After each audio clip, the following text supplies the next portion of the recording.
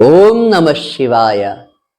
ವೀಕ್ಷಕರೇ, ಈ ಜ್ಯೋತಿಷ್ಯ ಜೈ ಹೋ ಯೂಟ್ಯೂಬ್ ಚಾನಲ್ನಲ್ಲಿ ಒಂದು ವಿಶೇಷ ಸರಣಿಯನ್ನ ಶುರು ಮಾಡಿದ್ದೇವೆ. ಹೇಗೆ ನಿಮ್ಮ ಜಾತಕವನ್ನ, ನಿಮ್ಮ ಕುಂಡಲಿಯನ್ನ ನೀವೇ ಹೆಚ್ಚು ಬಲಯುತಗೊಳಿಸಬಹುದು ಅಂತ ತಿಳಿಸ್ತಾ ಇದ್ದೇವೆ. ಇವತ್ತಿನ ಒಂದು ವಿಷಯ ಬಂದ್ಬಿಟ್ಟು ನಿಮ್ಮ ಜಾತಕದಲ್ಲಿ 5ನೇ ಮನೆ ಅಂದ್ರೆ ಪೂರ್ವ ಪುಣ್ಯ ಸ್ಥಾನ ಅಂತ ಕರಿತೀವಿ. ನೋಡಿ, ಇದು ಪುಣ್ಯದ ಸ್ಥಾನವೂ ಹೌದು, ಪಾಪದ ಸ್ಥಾನವೂ ಹೌದು. ಅಂದ್ರೆ ಹಿಂದಿನ ಜನ್ಮದಲ್ಲಿ ನೀವು ಪೂರ್ವ ಜನ್ಮದಲ್ಲಿ ಪುಣ್ಯ ಮಾಡಿ ಹುಟ್ಟಿರೋ ಅಥವಾ ಪಾಪವನ್ನು ಹೊತ್ಕೊಂಡ್ ಬಂದಿರೋ ಅಂತ ತಿಳಿಸೋದು ಈ 5ನೆಯ ಮನೆ. ಅಷ್ಟೇ ಅಲ್ಲ, ನಿಮ್ಮ ಮಕ್ಕಳು ಮತ್ತು ನಿಮ್ಮ ಮಕ್ಕಳ ಯಶಸ್ಸನ್ನ ತಿಳಿಸೋದು ಕೂಡ 5ನೇ ಮನೆ. ನೋಡಿ ವೀಕ್ಷಕರು, ಇದಕ್ಕಿಂತ ಮುಂಚೆ ಒಂದು ಅನೌನ್ಸ್ಮೆಂಟ್ ಮಾಡಿಬಿಡ್ತೇನೆ.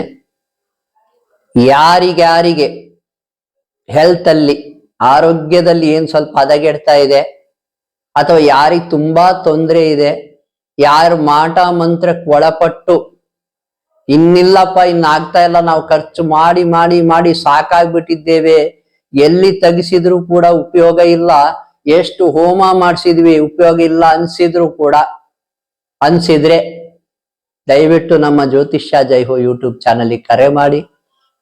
ಖರ್ಚೇ ಆಗದಂತೆ ತುಂಬಾ ಮಿನಿಮಮ್ ಖರ್ಚಿನಲ್ಲಿ ನಾನು ಹೇಗೆ ಮಾಟ ಮಂತ್ರವನ್ನ ನಿವಾರಿಸಬಹುದು ನೀವು ಮನೆಯಲ್ಲಿ, ಅದು ನಿಮ್ಮ ಶಕ್ತಿಯಿಂದಲೇ ನೀವು ಮಂತ್ರವನ್ನ ಧ್ಯಾನ ಮಾಡಿ.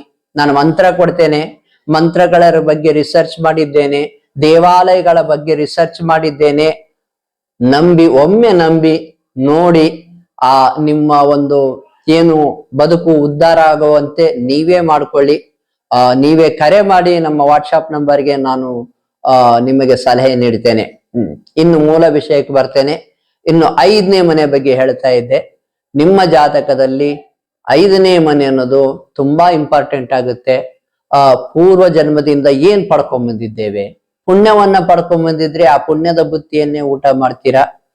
ಪಾಪವನ್ನು ಹೊತ್ತು ತಂದಿದ್ರೆ ಕರ್ಮ ಕಳ್ಕೋಬೇಕಾಗ್ತದೆ. ಯಾಕಂದ್ರೆ ಅಳು, ನೋವು, ಸೋಲು ಇವೆಲ್ಲ ನಿಮಗಿರ್ತವೆ. ನೋಡಿ, ಅಲ್ಲಿ ಶುಭ ಗ್ರಹಗಳಿದ್ದರೆ ಪುಣ್ಯವಂತಂದಿದ್ದೀರಿ ಅಂತ ಅರ್ಥ.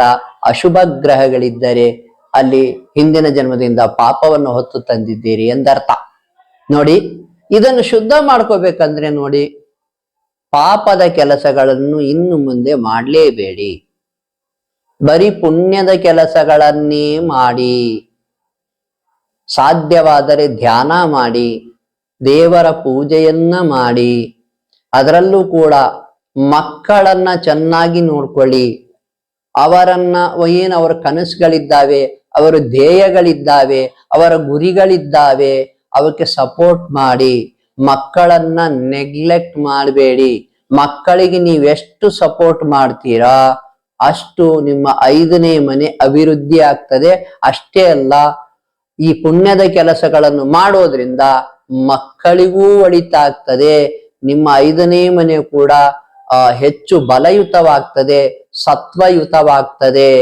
ನೋಡಿ, ಪುಣ್ಯದ ಕೆಲಸಗಳನ್ನು ಮಾಡಿ ಪಾಪಗಳು ಅಂದ್ರೆ ನೀವು ನೋಡಿ, ಯಾರಿಗೂ ಮೋಸ ಮಾಡೋದು, ದ್ರೋಹ ಮಾಡೋದು ಅಥವಾ ದ್ರೋಹ ಚಿಂತನೆಯೂ ಕೂಡ ಬೇಡ. ಮನಸ್ಸಿನಿಂದ ದ್ರೋಹ ಚಿಂತನೆಯೂ ಕೂಡ ಬೇಡ. ಇಷ್ಟಲ್ಲದೆ ಜಾತಕ ರೀತ್ಯ ಹೇಗೆ ಸರಿಪಡಿಸ್ಕೋಬೇಕು ಅಂದ್ರೆ, ನೀವು 5ನೇ ಮನೆಯಲ್ಲಿ ಏನು ಅಶುಭ ಗ್ರಹಗಳಿದ್ರೆ ಅದಕ್ಕೆ ತಕ್ಕನಾದ ಶಾಂತಿ ಮಾಡಿಸ್ಕೊಳ್ಳಿ. ಅಥವಾ ಶುಭ ಗ್ರಹಗಳಿದ್ರೆ ಅದು ತುಂಬಾ ಒಳ್ಳೇದು, ಅದು ತಂತಾನೆ ಒಳ್ಳೇದ್ ಮಾಡ್ತದೆ. ಇದನ್ನ ಹೇಗ್ ತಿಳ್ಕೊಬೇಕಂದ್ರೆ ನಿಮ್ ಶಾಸ್ತ್ರಿಗಳನ್ನ ಕೇಳಿ ತಿಳ್ಕೊಳ್ಳಿ, ಇಲ್ಲ ನಮಗೆ ಕರೆ ಮಾಡಿ, ನಾವೇ ತಿಳಿಸ್ತೇವೆ, ಉಚಿತ ಸಲಹೆಯನ್ನೇ ಕೊಡ್ತೇವೆ. ಶುಭವಾಗಲಿ.